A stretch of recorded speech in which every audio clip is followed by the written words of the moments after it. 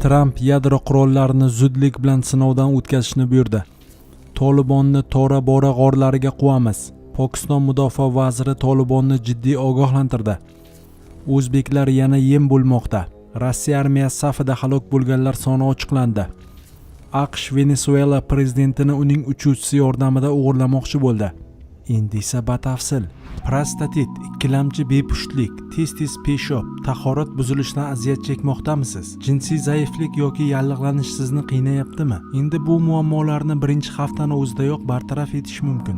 Vulkan erkaklar uchun jinsiy faoliyatni tiklashga, yallig'lanishni yo'qotishga va sog'lig'ingizni yaxshilashga yordam beradi. Batafsil ma'lumot uchun quyidagi raqamlarga qo'ng'iroq qiling. Mahsulot yetkazib berish O'zbekiston bo'yicha bepul. Tramp yadro qurollarini zudlik bilan sinovdan o'tkazishni buyurdi. AQSh prezidenti Donald Tramp Pentagonga yadro qurollari sinovlarini boshlashni topshirdi. Bu haqda u o'zining Truth Social ijtimoiy tarmog'ida ma'lum qildi. Boshqa davlatlar sinov dasturlarini o'tkazayotgani bois, Mudofaa vazirligiga yadro qurollarimizni teng asosda sinovdan o'tkazishni boshlashni topshirdim. Bu jarayon darhol boshlanadi, deb yozdi AQSh prezidenti. Trampning ta'kidlashicha, hozirda AQShda boshqa har qanday davlatga qaraganda ko'proq yadro qurollari mavjud. Rossiya 2-o'rinda, Xitoy esa katta farq bilan 3-o'rinda turibdi. Biroq u 5 yil ichida bizga tenglashadi, dedi u. Rossiya va AQShning yadro kallaklari soni haqidagi ochiq ma'lumotlar farqli bo'lsa-da, umumiy hisobda ularning zaxiralari deyarli teng. Bundan tashqari, yadroviy arsenallarni baholashda nafaqat jangovar kallaklar soni, balki ularni yetkazib berish vositalari miqdori ham hisobga olinadi. Tramp to'liq yadroviy portlashlarni, yetkazib berish vositalarini sinovdan o'tkazishni so'raganmi yoki portlashsiz o'tkaziladigan subkritik sinovlarni nazarda tutganmi noma'lum. AQSh 1992-yildan beri yadro qurollarini to'liq sinovdan o'tkazmagan. Washington 1996-yildagi yadro sinovlarini har tomonlama taqiqlash to'g'risidagi shartnomani imzolagan, ammo ratifikatsiya qilmagan. O'shandan beri AQSh Nevada poligonida yerosti subkritik yadro sinovlarini o'tkazib kelmoqda. Moskva esa so'nggi yadro sinovini SSSR mavjud bo'lgan 1990-yildayoq o'tkazgan edi. Rossiya yadro sinovlarini har tomonlama taqiqlash to'g'risidagi shartnomani imzolagan va ratifikatsiya qilgan. Biroq 2023-yilda imzosini qaytarib oldi. Bunga qadar AQSh Rossiyani yadro sinovlariga moratoriyni buzganlikda ayblagan edi. Tolibonni Tora-Bora g'orlariga quvamiz. Pokiston mudofaa vaziri Tolibonni jiddiy ogohlantirdi.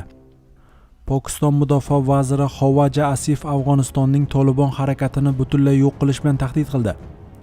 Unga ko'ra, Pokiston qurollarining hatto kichik bir qismini ishlatmasdan ham afg'on hukumatini vayron qilib, ularni yana Tora-Bora g'orlariga qochishga majbur qila oladi. Asifning so'zlariga ko'ra, Tolibonning yana Tora-Bora g'orlariga qochib ketishi mintaqa xalqi uchun esda qoladigan manzara bo'ladi. Tora-Bora Afg'oniston sharqidagi tog'li hudud bo'lib, Tolibon va Al-Qoida jangarilari bu yerda bir paytlar yashirinib qo'nim topgan. Vazir Tolibon hokimiyatni saqlab qolish uchun Afg'onistonni yangi urushga tortayotganini ta'kidlamoqda. Turkiyada o'tgan 4 kunlik Afg'oniston-Pokiston muzokaralari muvaffaqiyatsiz tugagach, Asif X ijtimoiy tarmog'ida shunday post qoldirgan: Biz tinchlik imkoniyatini yaratish uchun birodar davlatlarning iltimosiga binoan muzokaraga kirishdik. Ammo Tolibon rasmiylarining zaharli so'zlari ularning asl niyatini ko'rsatdi. Agar Tolibon yana Afg'onistonni vayron qilmoqchi bo'lsa, bu ularning tanlovi. Pokiston mudofaa vaziri Afg'oniston imperiyalar qabristoni degan mashhur ibora va u bilan urushga kirish xavfli oqibatlarga olib kelish haqidagi ogohlantirishlarga javoban shunday degan: Pokiston imperiya emas, lekin Afg'oniston o'z xalqining qabristoniga aylangan. Tarixda siz imperiyalarni yengmagansiz. Siz ularning o'yin maydoniga aylangansiz.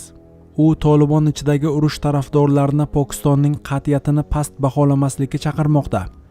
Agar Tolibon biz bilan urushmoqchi bo'lsa, butun dunyo bu tahdidlar faqatgina sirk tomoshasi ekanini ko'radi, deya qo'shimcha qilgan u.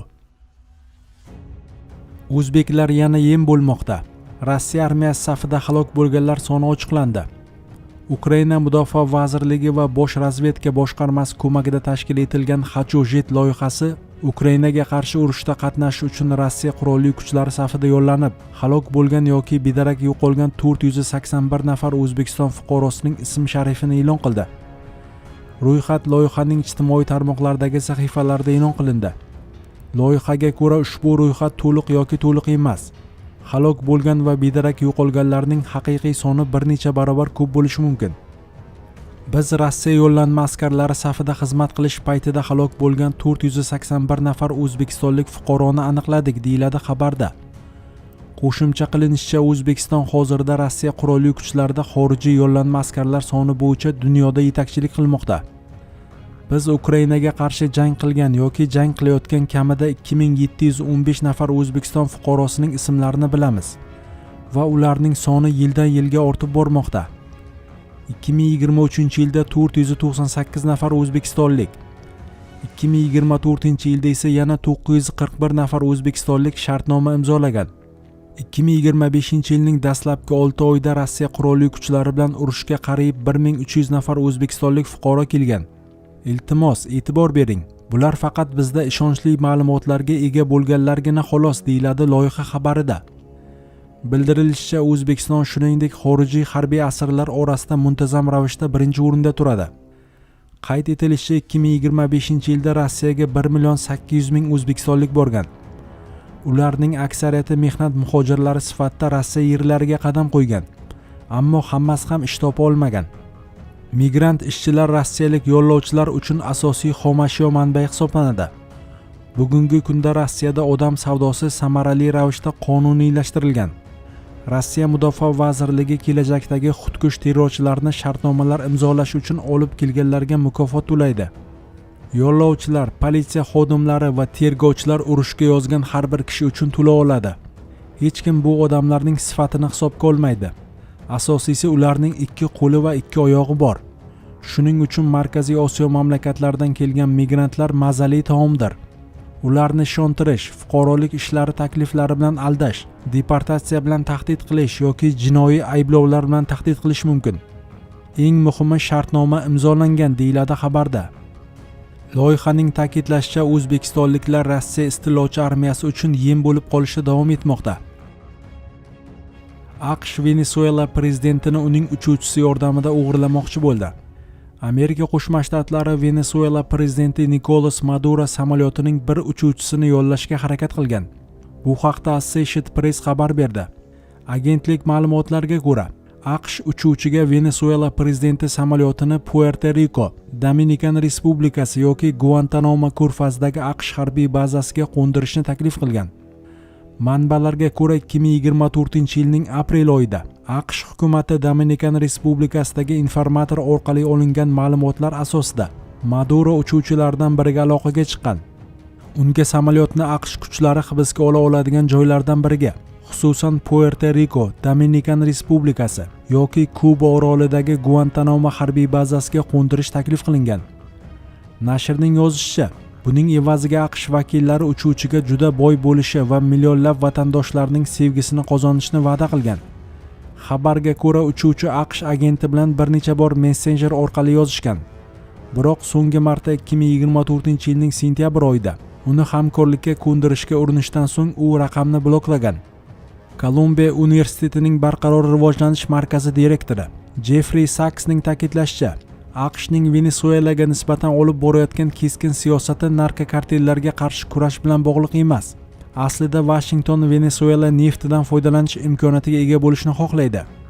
Maduro bir necha bor AQSh tomonidan mamlakatga so'nggi 100 yildagi eng katta bosqin tahdidi mavjudligini bildirgan. Eslatib o'tamiz, avvalroq AQSh Venesuela prezidenti Nicolas Maduroni hibsga olishga yordam beradigan ma'lumot uchun $50 million mukofot va'da qilgandi.